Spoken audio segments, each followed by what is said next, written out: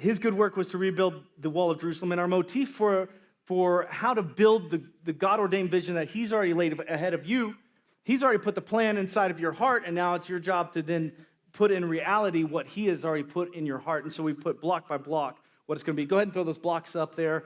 And if you haven't been here in the last couple of weeks, these are the blocks that we've gone through, 7 blocks so far, 7 bricks in the wall, to get there. And so if you've missed any of those are up. I'm going to leave those up.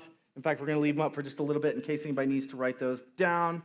Tonight, we're talking about Nehemiah Part 3, direction. Direction. What is the direction? We talked first about the vision, and then now we're talking about the direction. Okay.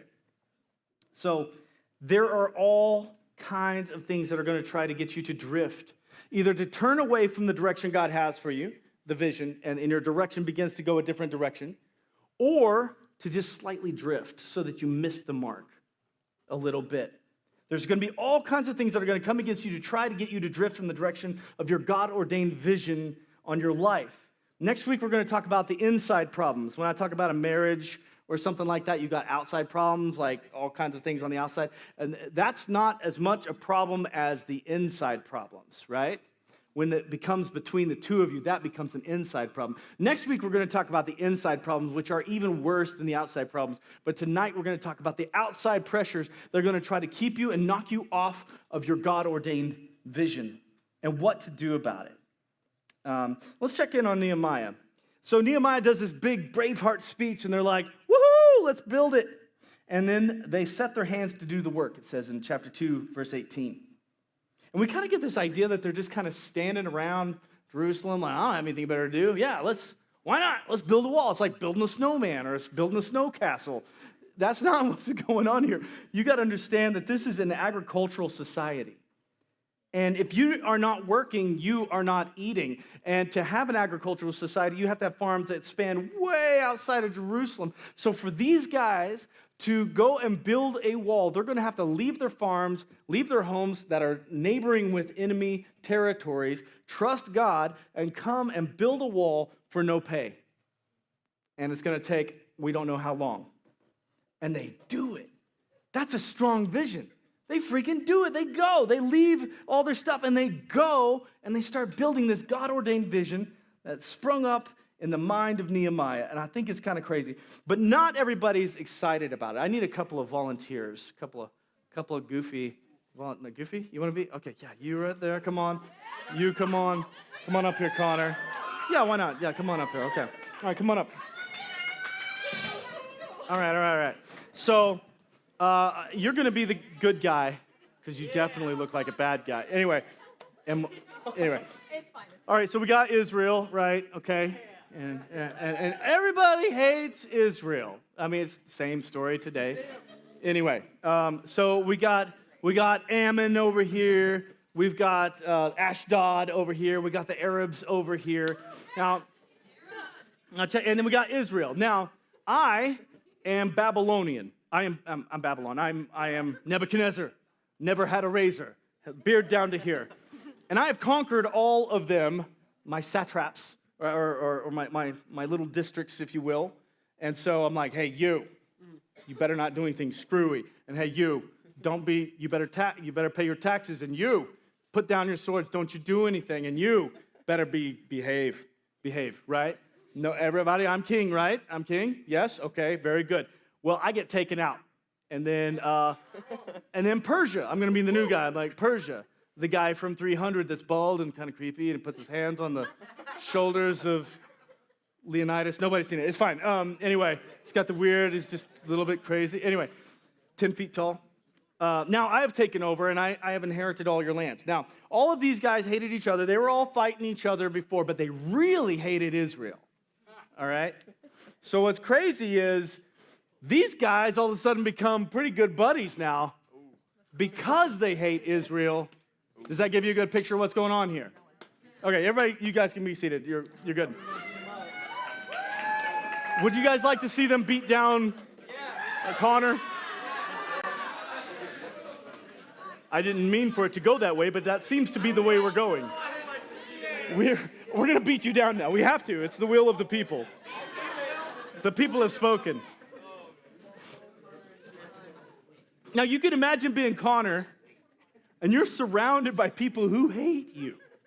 That would be what we would call, someone say, an outside pressure. My piano's like right up on me. I'm like, hey, get out of here. Anyway, sorry.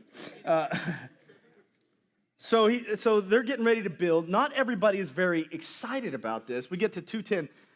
When Sanballat, the Horonite, and Tobiah, the Ammonite official, they heard that they're about to build this, they're deeply disturbed that a man had come to seek the well-being of the children of Israel. Here's the thing. Whenever they are not doing well, these guys had been like the big dogs on campus. And whenever they turned to other gods and God let the Babylons take them over, everyone else benefited from them being weak.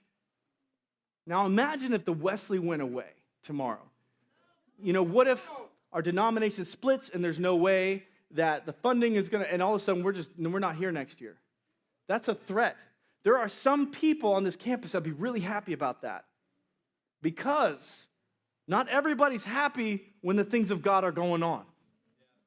There are other people that could really benefit from our vacuum. They could sweep in and do whatever will is that they wanted to do. Well, these guys, someone say Sanballat. It's like ballet in the sand. And he's a Horonite, whatever that is. And Tobiah the Ammonite, they do not want to see the well-being of Connor. They hate Connor. Like that smug little, that drummer just thinks he's so cool. I just want to, man, you know what I want? What do you want? I tell you what I want. What do I really, really want? I'll tell you what I'm going to break his drumstick over his head.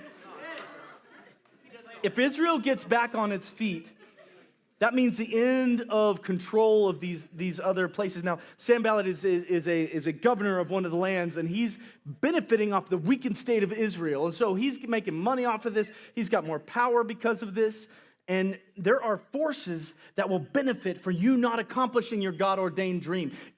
He made it. And that's not just for me. That's not just for one or two special people in this room. God says he made it. He created you as his masterpiece to do good works, to do something. And he's already laid a hold of it. He's waiting for you to lay hold of what he's already laid hold of and created for you. He's waiting for you to open it up. And there's so many things that are going to try to stop you. And if you let them, then the enemy is going to benefit off the vacuum of where you were supposed to stand.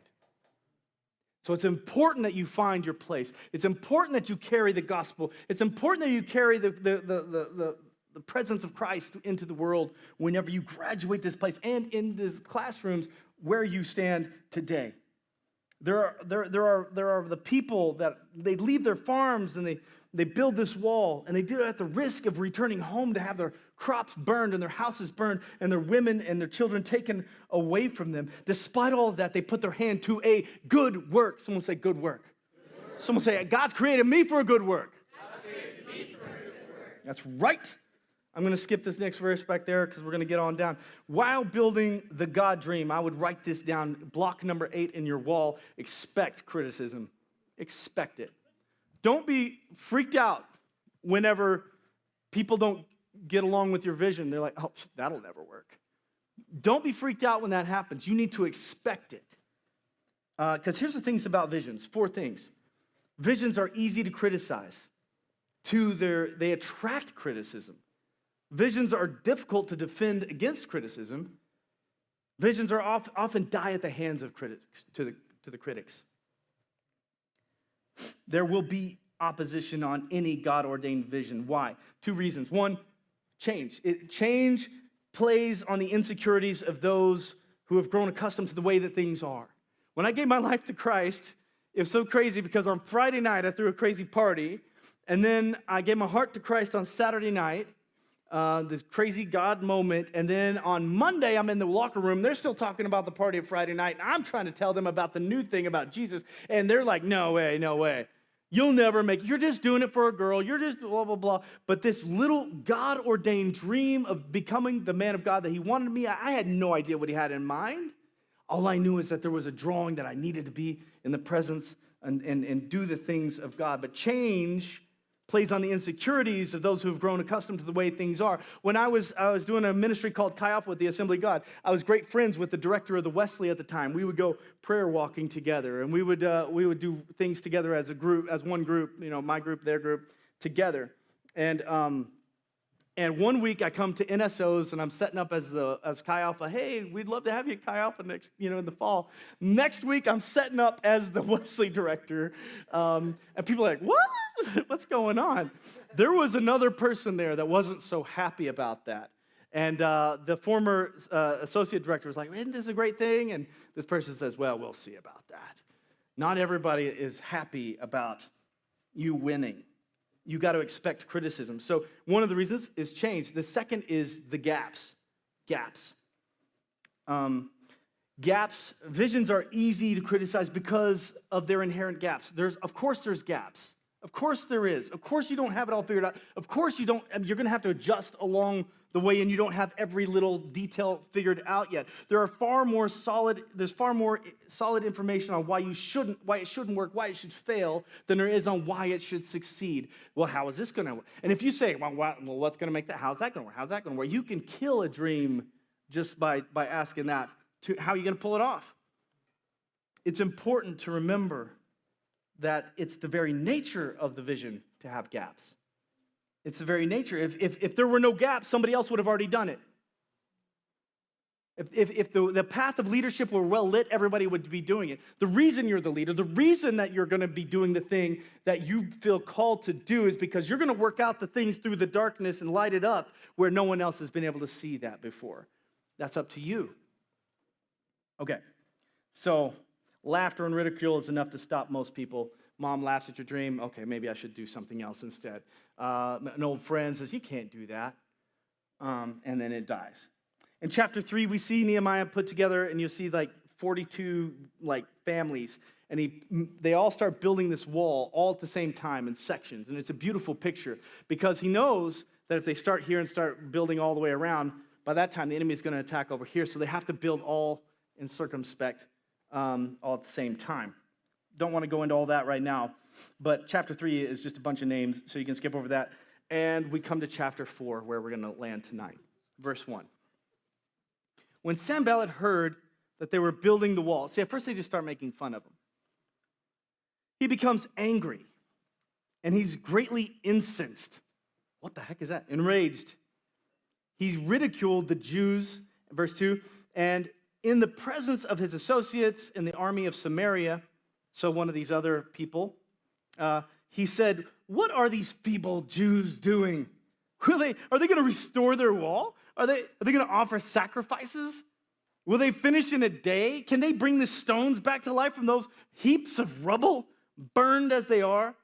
Tobiah the Ammonite next to him is like his little lapdog standing beside him is like, yeah, what are they going to do? Yeah, a fox is going to get up there and it's going to crumble it all down.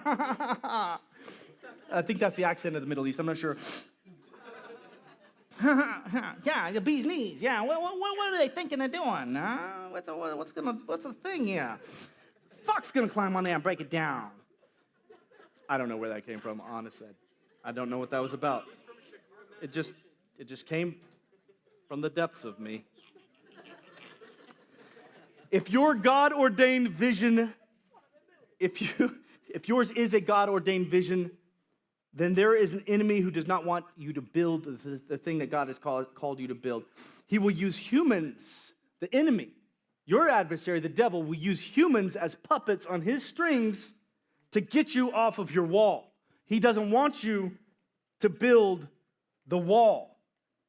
I find it interesting that the enemy always asks questions. God says, do not eat the tree of the knowledge of good and evil. It's bad. Everything else is good. The enemy comes in with questions. Did God really say? Did God really say? I want you to let's look at verse 1 through 3, and let's see how these outside criticisms, what they're like. When your enemies hear what you plan to do, they will begin to cast an alternative vision for your life. God has this vision for your life. It's like, how could it be? Mary, right? Can this be? How can this be? The enemy will immediately start trying to cast an alternate version, an alternate reality in the multiverse of how your life is going to play out. And he's going to use words. Words are important. Words build up, words tear down. It's very important what kind of words are flowing. So let's go here. He's going to ask, verse 1 through 3. We'll just keep that up there. He's going to ask questions about how weak you are and all the people around you. He says, these feeble Jews.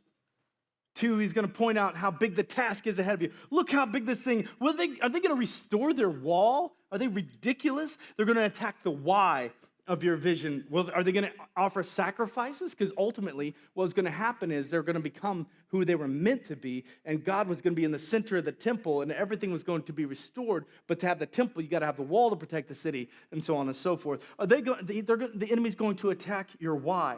He's going to attack the timing. Are they going to finish it in a day? He's going to point out the failures of the past. Can they bring back the stones to life that are heaps of burnt rubble? Look, no, that's the guy who always screws up, that always goes back into the old ways. He's not a preacher. He's not a minister. He's not somebody who can even be a Christian. Are you kidding me? That guy? Carry the presence of God? That guy do the thing? That girl? She's the one that God's going to use? Are you kidding me? Did you know where she was? He's going to attack your past. And then they're going to attack the competence, the ability, and the intelligence. If they do build something, even a fox can stand on it and break it down. What should we do with criticism? What does Nehemiah do? Block number 9. We have to respond to criticism first with prayer. First with prayer. Now, this is the crazy thing about Nehemiah. Nehemiah is one of the only books in the Bible where there's not like an overt miracle. I mean, God's working, but it's really just a lot of natural things happen. And this is also a guy that doesn't screw up in the whole book. That's one book where one guy doesn't screw up. That's kind of cool. So let's check. Let's see what he does. But I want you to see how he prays. I kind of like the way he prays. Hear us, our God, for we are despised.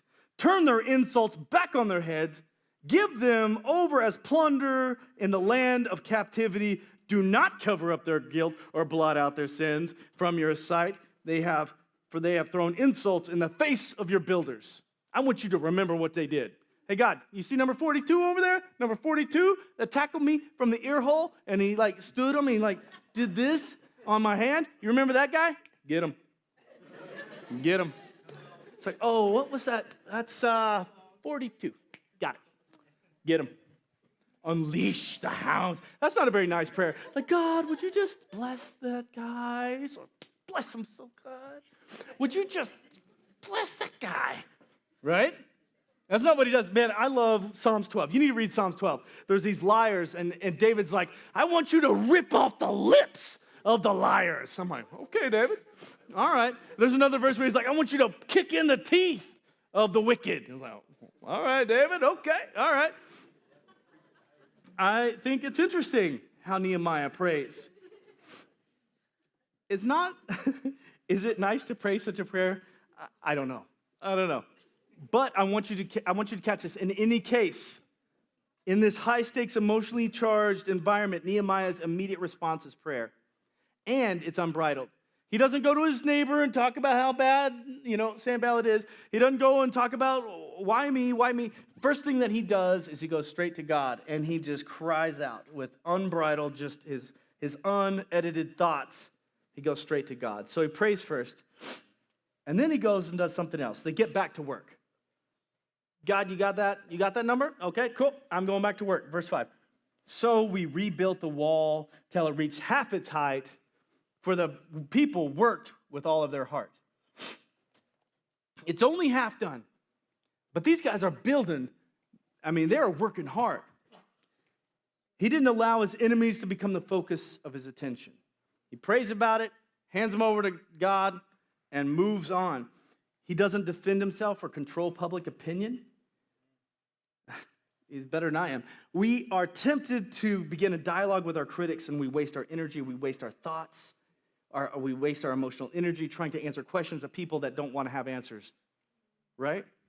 Consequently, our focus shifts from being vision-centered to being critic-centered, and that's how we shift off of the God-ordained vision that he has for us. Instead of being critic-centered, don't worry about the critics. It's not the critic who counts, or the one who points out who the strong man stumbled, or the doer of good deeds could have done them better. No, the credit belongs to the one who's actually in the arena, who's marred with sweat and blood and tears, who tries again and again and fails again and again.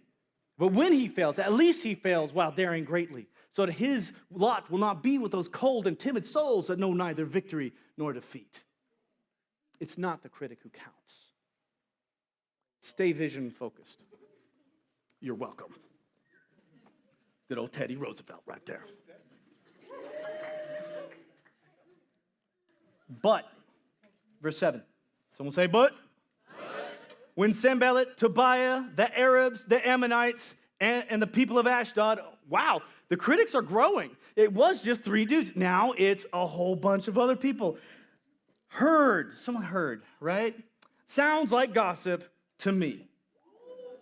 That the repairs of Jerusalem's walls had gone ahead. They thought that they could just bully them. They thought they could just intimidate them. They thought they could just make fun of them and laugh at them, and everyone's laughing, and then that's going to, oh man, I guess I should quit. But they're like, you know what? No, I'm just going to keep on working. And they're like, wait a minute, that should have worked. And they're like, we got to do something. And if our words can't stop them, let's get our forces to stop them, and they surround them. So check this out. Here's a picture of the Middle East here in this time period. Well, that's still words there. There it is. Okay. So right in there, you got Jerusalem.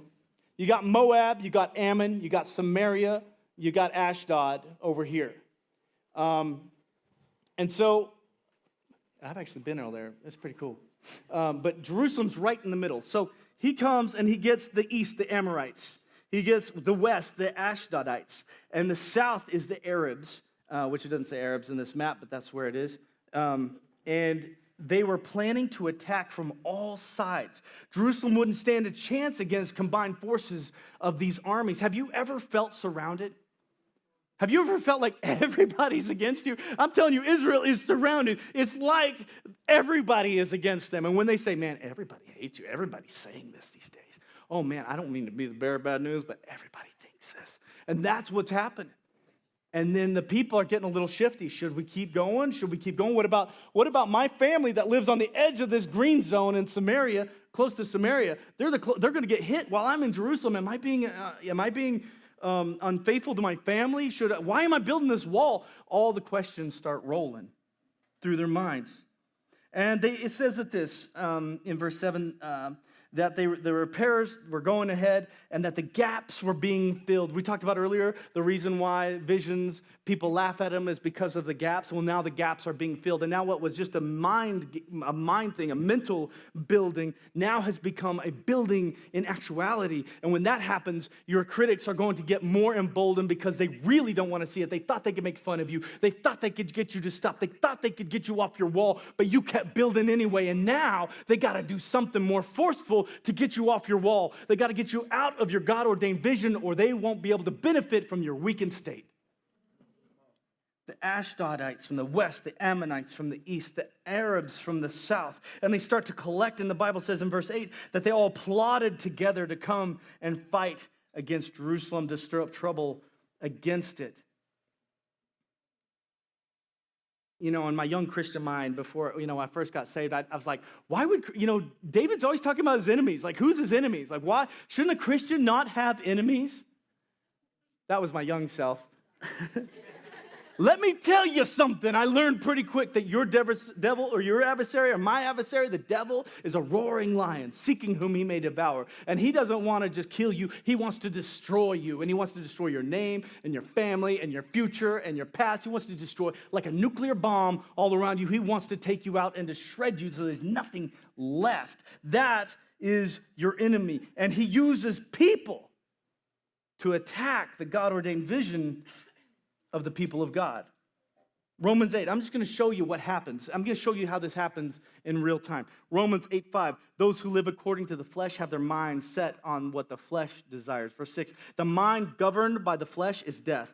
Verse 7, the mind governed by the flesh is hostile towards God. It can't submit to God. 1 John 2:15, do not love the world or the things of the world. If anyone loves the world, the love of God is not in him. This is black or white. This is in or out. This is not a gray area. There's no gray Jedi here. This is either you're the dark side or you're the light. Do not love the world or the things of the world. If anyone loves the world, the love of God is not in him.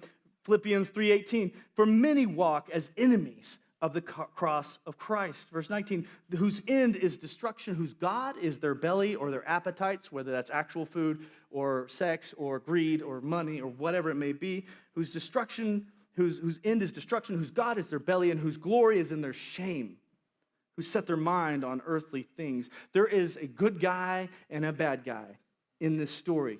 God is the good guy, and if you're with him, you're on the good side, and the devil is the bad guy, and the flesh and the worldly ways, and that's the bad guy. And if you're on that side, you are against the things of God.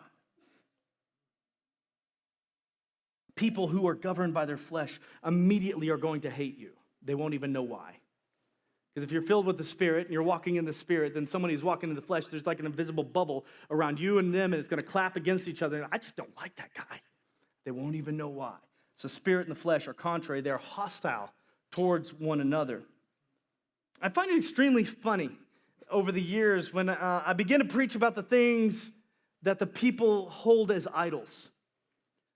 I'm not preaching because I like getting punched. I'm not preaching because I like people to say mean things about me. But when the Bible says something, we have to align ourselves to the Bible instead of trying to change the Bible to fit us. Right? And I spend most of my time in the Word of God so that I can accurately teach you the things and the principles of God so you can go out and fight on your wall. And I find it funny that whenever I find something somebody holds as an idol, and I begin to preach about this, and the people who didn't even know each other from this side of the room to that side of the room, they never knew each other in the house of God, they suddenly become best friends in the tent of gossip. It's crazy. I could tell you, I've done this for 19 years or so, I think, since 2001. I can't do math, I don't care.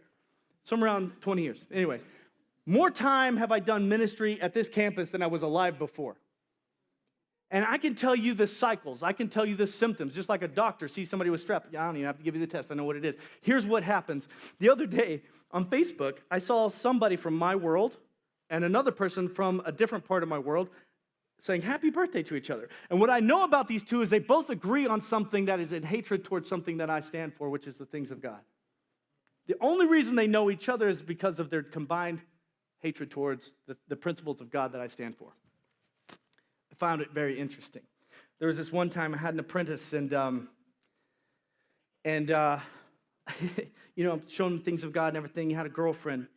The girlfriend was seeing another dude. And so one day I go to a restaurant with Carrie. We're having a date night, and I see this guy. I hadn't seen him in a while, and I'm like, hey, man, I hadn't seen you in a while. He said, I'm never coming back there again. So, oh, okay. I'm going to minister mode. I'm like, I'm sorry, you feel that? What, is there something that happened? He's like, well, we just got to talk about it. Like, okay, let's talk about it. Let's meet on Sunday. So I go on Sunday, and I meet with him, and I'm like, what's going on, man? I had no idea that they had been dating at any point, this girl and him. And she says, or he says, yeah, I was dating her. She was between me and him, and he finally said, you know what, you're going to have to choose. And so she went to go break up with me, and she slept with me instead, and then she left and then broke up with me and went with him. And I was like, oh, my gosh, I wish I didn't know that. Now, here I am in the middle of this situation where I have an apprentice who's getting very serious with this girl who's been cheating on him and has a big lie that she's hiding from him. If they get married and 20 years from now they have this huge divorce and it comes out that I knew the whole time, I had a problem with this. And also just was like, and so I give her a call and I say, hey, listen, tell me the truth. She kept lying, deflecting, projecting, minimizing, protecting, blah, blah, blah, blah, blah, using all these manipulation tactics, tears, whatever. I'm like, stop it. This, what about this?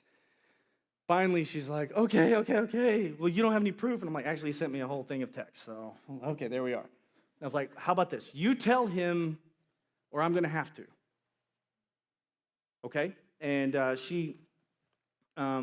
we meet in my office, and she'd only told him a little bit of it. And I'm like, okay, did you tell him everything? What about this and this and this? And it blows up. Well, guess what? The guy, he turns on me. I'm like, okay. And they leave the Wesley all mad. I didn't sleep with that dude. Your girlfriend slept with the dude. I didn't sleep with him. Why are you mad at me? What did I do except bring you the truth of what happened? People are crazy. Crazy. I'm the minister of God. I'm here not to lie. I'm going to be honest. I've always done my best, and when I mess up, I admit to it. If I figure out that I messed up, I'm not here to hurt people. I'm here to bring healing and truth. And so anyway, they go off. Well, anyway, thank God they break up, and he married a great girl, and he's thanked me for it several times since then. But between then and then, when we made up, all of a sudden people started leaving the Wesley, and they started ending up at another ministry. And they started ending up at the same table. And I had the minister from that group call me one time and say, hey, there's like a whole venomous, poisonous table that's growing into like 3 tables now. And I was like, yeah, tell me about it. And he's like, well, this person. I was like, you know what's so funny about all those people? None of them knew each other when they were here at the Wesley. They were on different sides. They weren't just but they united in their hatred. And they would just talk in the lobby. Oh, man, you know what Mikey did? Oh, do you know what blah, blah, blah, blah, blah. I was like, wow, and then what did I do? And then what did I do? I want to hear the rest of the story. It sounds great. What does Nehemiah do when his enemies start surrounding him? When the whole world's turning against him? What he's always done. Verse 9, but we prayed. Oh, they're going to attack us. Instead of fighting the critics, they prayed to God. And then he posted a guard day and night to meet the threat. Meanwhile, we're going to talk about a different group of people. This is not Nehemiah, this is all of his friends, the people in Judah, said, the strength of the laborers are giving out. There's just too much rubble. They've been building for a while now, and they've been working towards this God-ordained dream, but they start to look at the rubble, and they start to look at the wall, and the wall's only halfway where it's supposed to be, and it's just, man, there's just so much rubble. Well, what changed from the day that they started until now? It's the same rubble that was there before as was now. What changed? I want you to hear this. I don't know if you caught it or not. There's so much rubble, we cannot rebuild the wall. I want you to hear this. I hope you didn't miss this. We've already heard this somewhere, haven't we? In verse 2, he says, this is what the enemy said. Can they bring stones back to life from the heaps of rubble, burned as they are? What's going on? It sounds like these people, they're starting to get tired. And they've given in. They've given it everything they've got. They're only halfway where they need to be.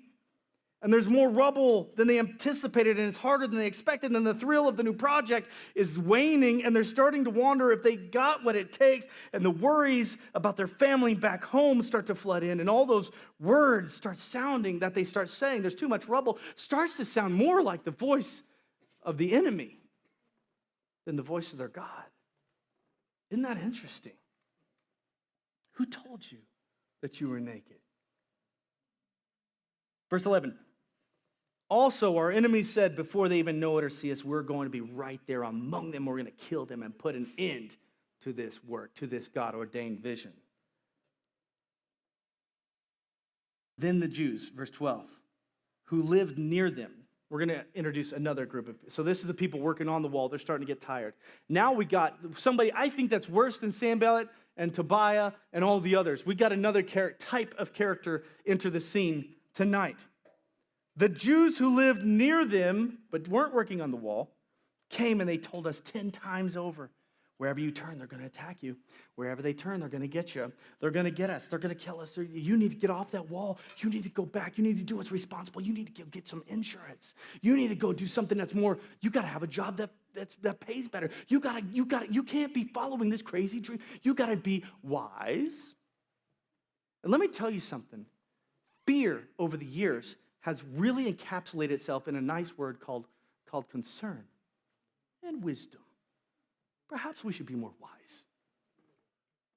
I don't know, but I don't think going to the edge of the Red Sea was very wise for Moses. I don't think, David going up against a Philistine when he's already got his place as king one day, set for him, going up against a Goliath who could kill him, that's not very wise, and it's definitely not very cautious. And fear is disguised as caution all the time to keep you off the wall, to get you started on the wall, and then to pull you off the wall so that you don't accomplish what God has for you to accomplish.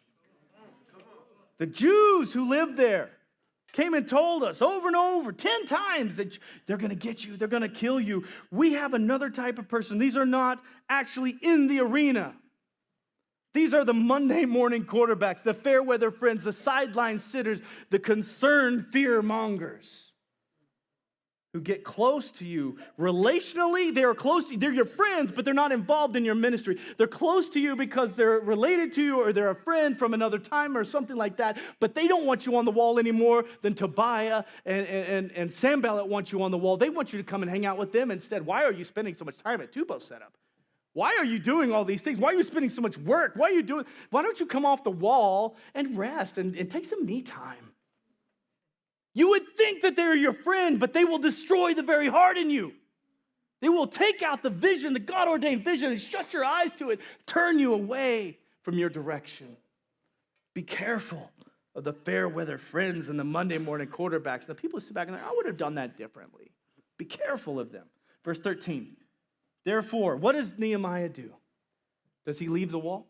Therefore, I stationed some of the people behind the lowest parts of the wall, that are in the exposed places, posting them by families with swords and spears and bows. He just rallies up. He posts up. He posts them. He says he posts up. Block number 10. So he prays, but the second thing he does with criticism, which is block 10, he remembers the source of the vision. When you get tempted to be pulled off your wall, when you get tempted to lose the vision and say, maybe we should set our sights a little lower, I want you to remember the source of the vision. Verse 14, after I looked things over, I stood up and said to the nobles, because they're starting to say, man, it's just so much rubble. It's just, the words are speaking death over the vision. We have the power of life and death in the tongue, right? Power to build up and to tear down. And they begin to speak death over the vision. Oh, there's just so much rubble. Man, I'm tired. Are you guys tired? Golly, man, midterms. I'm just really tired these days. I'm just tired. And then everybody starts getting, I'm just sick. I'm sick too, man. I just don't know what I'm doing with my life. I don't know what are we doing here anyway? My resource team, I don't know. My mentor, I don't know. He stands up and says, do not be afraid of them. Why? Remember. Someone say, remember. Remember the Lord, who is great and awesome and fights for you. And so you need to fight for your families, your sons and your daughters, your wives and your homes. What we're doing here isn't just building a wall. We're building the kingdom of God. What we're doing here is so much bigger than the physical manifestation of the thing that you're building. It's so important that you stay on your wall. It's so important that you don't turn away from what God has designed you to do, even if it doesn't make sense to anyone else in your family or friends or anything. You stay on your wall and you remember the source of the vision, the one who turned the king's heart, the one who allowed all this to happen, the God who gave the strength to build and rallied all the people to do it. Remember the Lord who is great and awesome. That's what you need to do. When your vision seems bigger than you, you need to remember the Lord who is great and awesome. When the vision is too big, when it seems too far out, too crazy, maybe I'm just nuts. Maybe I shouldn't have done this thing. Maybe I've lost it all. If this doesn't work, I've lost it all. Listen, remember the Lord your God, who is great and awesome. Don't forget who our Lord is. Don't forget how faithful he's been all along. Why? If he's the same yesterday, today, and forever, why would he change later? If he's been faithful yesterday and he's faithful today, why would the future be any different? He's got you. He's the God of how. Verse 15, when our enemies heard that we were aware of their plot, a little more gossip going the other way now. They heard that we were aware of their plot, that God had frustrated it. We all returned to the wall, and each one to our own work. So he prays. One thing he does with criticism, first he prays, goes straight to God, just God, what is this about? And remember them and get them. And if you have to, change my heart too. 2, remembers the strength of the one who sent him in the first place. And the third thing, this is so important, guys. I hope you hear this because this is where so many people lose the vision. If you've made it this far, then this is the place where some people lose the vision. If necessary, revise the plan. It's okay. Wait, but this is God's vision. I can't change it. All right, let's go there. Verse 16. From that day on, half of my men did the work, while the other half were equipped with spears, shields, bows, and armor. Verse 17. Those who carried materials did the work with one hand and held a weapon with their other hand. Each one of the builders wore his sword at his side as he worked. This is a change in the plan. Listen, don't confuse your plans with God's vision. Okay, I'm going to say it again. Don't confuse your plans with God's vision. What do you mean? Am I not called to do this after all? Okay, hold on. A vision is what could be and should be. That's what a vision is, what could be and what should be. A plan is your best guess as how to get to that. A plan will change. The vision stays the same. What do I mean by that? A vision. Mikey, build God's church. Build my church. Okay, cool. My plan is trussing, lights, electric guitars, great music, a 4-part sermon series on the book of Nehemiah. If the plan doesn't work, does that mean I need to stop? Well, I guess I need to stop building the church of God. I guess it doesn't work. No, the vision never changes. The vision is build the house of God. How we do it is going to look a million different ways, and our plan is our best way to get to that. So don't ditch the vision just because the plan didn't work out so well. Just because, McKaylee, just because you might not graduate at the right time. That plan might change, but the vision stays the same, graduation. See? I don't know if you heard me. It's easy to lose sight of the vision when your plans don't work out. If you take it personal, well, God, I thought I was supposed to, and it didn't work, and I sent in the book proposal, and I never got a call back. I guess you don't want me to write the book. I guess that's not what. God, I thought you wanted me to, but that relationship totally fell. So I guess I'm not supposed to get married. I give up on Mitten. Not me. I mean, I've already given up on Mitten. I've given up on you, Mitten, a long time ago. I want you, if you take it personal when your plan fails, then you might be convinced that you, not the plan, is a failure. Man, I hope you get a hold of that. Because your plans are going to fail and work and fail and work, but that your vision is going to stay the same. Okay, so be stubborn about your vision. Don't you let go of that vision. Don't you let go of that God-ordained vision. But you be flexible with your plan of how to get there. All right, I want to rally up and finish off with this idea here. When we come to chapter 6, these same guys they're so mad at this point. Sanballat, Tobiah, Gershom, and the enemies are beside themselves because now that the whole wall is built except for the gates. The gates are still being hung. The whole time they're nipping and yipping and all that, and Nehemiah and them, they're just working. It's like, you know what, do what you do. I'm going to do what I do. And if you come over here, I'm going to do you too, okay? But I'm going to put that back up. I'm going to keep working, okay? Verse 1, 6, chapter 1. They are beside themselves. Now it happened when Sanballat, Tobiah, Gershom, the Arab, and the rest of our enemies heard, man, there's a little bit more gossip, that I had rebuilt the wall, that there were no breaks left in it, though at that time the doors had not been hung. That Sanballat, Gershom sent to me, and they said this, oh man, guys.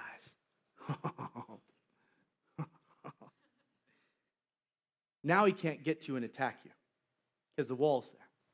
Now your vision is established. It's looking like it's going to happen. What can he do now? He says, come on.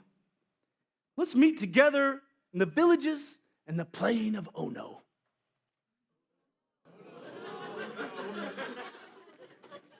Let me ask you something. If your enemy wants to meet you in the plain of Ono, are you going to go? I'll tell you what, I'm going to meet you in the valley of oh, heck no. I ain't moving off this wall. Come on, just come off the wall. Listen, let's be reasonable. We don't want to have a war with Iran, do we? Sorry, that's another story. Be reasonable. Come off the wall. Let's go to a neutral zone and let's just talk in the plain of Ono. I'm not going to do anything to you. Just come on. Let's just talk. It's just words. Let's just talk. Let's go meet among the villages in the plain of Ono. But they thought to do me harm. Let's go to a neutral location. Let's reason together. Is God the only way? Come on, your professor may say, come on, man. Why you? Let's really talk about it. Let's get down. Let's really talk. I ain't getting off the wall, professor. I'm sorry, you might have 10 more degrees to your name. But 1 Corinthians 1:20 says, where is the wise? Where is the scholar?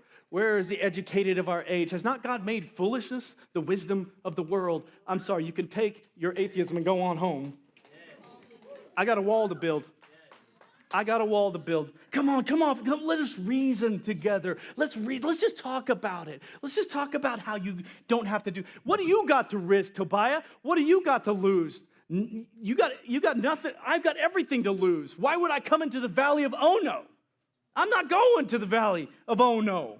If he can get you away from your vision, if he can get you to just relax on that, why don't you just not talk so much about Jesus? Why don't you just chill out a little bit? If he can get you to just lay down your sword and your trowel for just a day, and just go for a day, then we'll just see what happens. And get you off your wall. If he can get you into the plain of oh no, far from your friends and other visionaries who are working on the same wall, on Christmas break or spring break or summer break, and if he can just get you to break and just begin to whisper in your ear, why do you work so hard for them? Why do you spend so much time up there? What are you getting out of this? What's your mentor really taught you? You know, you're that resource leader. You got more skills than they do. Why are you following them? Come off the wall. Come off the wall. Just break. If he can get you off the wall in the plain of oh no, like a city without walls, you're defenseless. Ever seen The Lord of the Rings? Anybody? Carrie, come on up. There's a scene in the Two Towers when they see the wizard, right? And they think it's Saruman. And Aragorn, son of Arathorn, says, do not let the wizard speak. He will cast a spell on us. Don't let the wizard speak. That has been something embedded in my heart, even though it's Lord of the Rings, not the Bible, for a long time. If you go and listen to gossip, let me tell you something. Gossip is a two-way street. It takes a voice or a tongue to say it. It takes an ear to listen to it. But you're just, I'm just listening to their concerns. Listen, we as a body have got to be better at this. We got to be better at this. We got to be able to say, hey, that's not what we do think. We don't do that here at the Wesley. Hey, whoa. We don't talk bad about people. If you want to talk to this person, I'll go with you. And I'll mediate, but we're not going to talk about this person behind their back. If he can get you off the wall, do not let the wizard speak. Do not let the devil speak. Don't let him speak through people. Don't let him whisper in your ear late at night when you start thinking you're crazy because his God-ordained vision is too big. If he can get you off the wall into the plane of oh no, then your vision will be oh no. Everything will be oh no, and your life will just be so-so. I just made that up. Do not let the wizard speak. Your critics are going to speak. You're going to hear about it. You're going to hear about it from your friends. But you don't got to let the wizard speak. You don't got to listen to it. You got to pray. You got to remember the strength of our Lord who sent you on this crazy quest in the first place. And if you got to revise your plan, but don't leave your vision. Don't leave your vision. God put that in your heart as a concern in block 1 that made you weep. And you said, I'm the person that needs to do something about this thing that ain't right. What does Nehemiah say to his officers? This is the most amazing verse ever in the Bible. My favorite verse in the whole book of Nehemiah. Oh, this is awesome. Verse 3.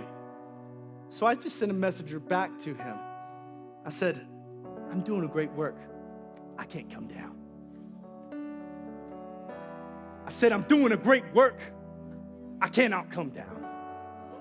I don't know about you, but you start to think, the rubble, I just see the rubble. You don't realize that you're building something, and just over that top of that mountain, just over the top of that hill, just over the top of that wall is the end of the vision. You are doing a great work. You cannot come down. And anybody who tries to whisper, any wizard who tries to get in your ear and cast a spell on you, and the devil in the dark of night, you tell them, I'm doing a great work. I can't come down. I just can't come down. And if you don't believe it's a good work, look at block 12. The end of a God-ordained vision is God. At the end of the rainbow, the end of the yellow brick road, at the end of the journey of this life, when everything you did is done, it's God is at the end of that road. I'm doing a great work. That's why I can't come down. You know what, devil? I'm not leaving this wall. I'm not leaving this dream. Red Rover, devil, come on over. But I ain't quitting. I ain't quitting. I ain't quitting. Someone say with me, I'm doing a great work. I cannot come down. Lord Jesus.